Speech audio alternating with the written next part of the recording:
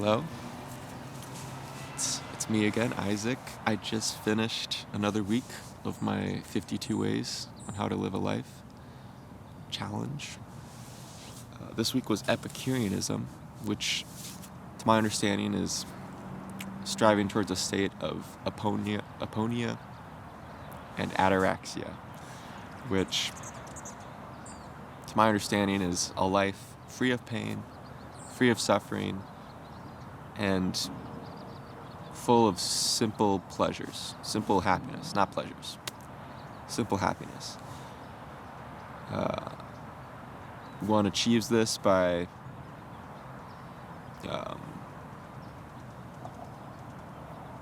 fulfilling basic desires, such as eating food, drinking water,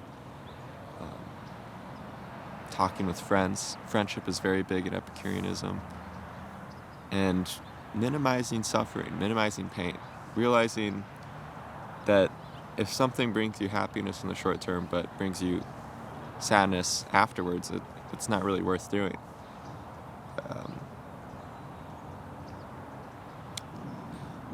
A big part of Epicureanism too, from my understanding, is realizing that most pains are cute, that it'll be a short pain, like in your arm or something, and that, I don't know, honestly, I didn't really understand that part, because I feel like there's a lot of chronic pain, but I think there's something about that with Epicureanism. But yeah, so my general thoughts on Epicureanism is, it seems slightly shallow, slightly egoic, to value happiness over all else. And I think it's great if you can get happy out of being ethical and doing things for others and living a meaningful life. But the motivation to me still matters. You can think of, let's say someone is helping you. I can think of two examples, and you tell me which one you would prefer. One where a person is helping you because they want to feel good, because it feels good when they help someone and they see that they're doing good, or because somebody loves you or loves humanity. They just are a good person, and they know that you feel sadness, you feel happiness. They would prefer that you feel happiness for your own sake. That's the person that I think is living a better life, I guess. Yeah, that's my intuition on that. To me, why you're doing something matters almost as much as what you're doing. And I would hope that person get happiness from it too. I think that's ideal, that you help people, you get happiness, and they're also receiving happiness. But you can do that with the right intention still, in my mind. I really like how the Epicureans deal with death. To the Epicurean, death is of no concern. It's different from life. It's like black and white. One can't exist as the other. And so there's no reason to really concern yourself with what's going to happen when you die, or how it's going to feel or anything, because according to the Epicureans, there's nothing. It's a separate state. It's not like you can feel pain or anything. You wouldn't be alive, so there wouldn't be you to feel anything. Rationally, that makes sense to me. I do think a lot of fear, for me at least, is more felt versus intellectually understood. So I think it's a great place to start with that fear, but maybe look into some meditation, some body scans, some exercise, stuff that's a little bit more physical in the body versus in the mind, to deal with that, in my opinion. Overall, this week, I would say I failed on multiple occasions. I realized I really don't live that simple of a life, and maybe I should try to change that. But it also resulted in me not making videos a couple of days this week because I was on set. I was working my normal job. I'm a filmmaker. I was color grading.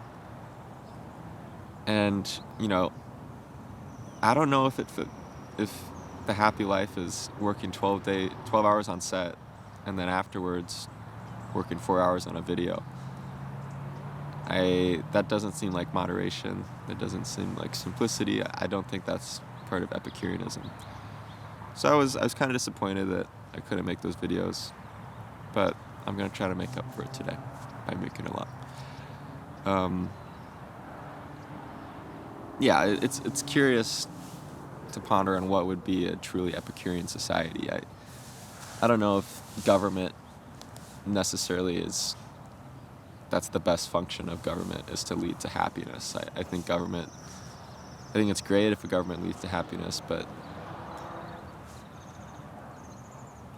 I mean, America is definitely not a Epicurean society at all,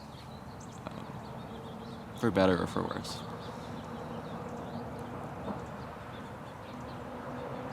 I think it's great that Epicureans value friendship so highly. I think that is one of the most simple things that brings a lot of meaning to my life, is just hanging with the bros, and bros with both girls and guys. I call them both bros. But yeah, I think, companionship, I feel like whenever you see someone that's like really on edge or super depressed or something, they're always alone, I find, which is sad. But I think there's a reason for that. I think friends keep us sane in an insane world. And like good friends, not friends where you truly love each other and you care for each other and you want what's best for each other, not a lot of friendships I see which are like people just using each other, probably because they're pursuing vain desires, honestly, which is part of Epicureanism. I like that, classifying desire into the three different natural, unnatural, and vain, as Epicurus said. I think that's kind of an easy roadmap. I thought I heard a duck. It's like an easy roadmap on what you should desire, because we totally have control over what we desire. Like, I desire a lot of things, but just because I desire it doesn't mean I have to engage in it or anything. And then slowly, I feel like the desire dissipates when you don't engage in it. Yeah. What else? I feel like that's basically everything I want to say on Epicureanism. I do understand why those are the two, Stoicism and Epicureanism, are like the major schools of thought back in ancient Greece. I believe. I can see why they split off. I myself value Stoicism, I think, higher, for the reasons I said about the intentions. But I think it's great to be Epicurean a lot. Like, I think you should balance both ideologies.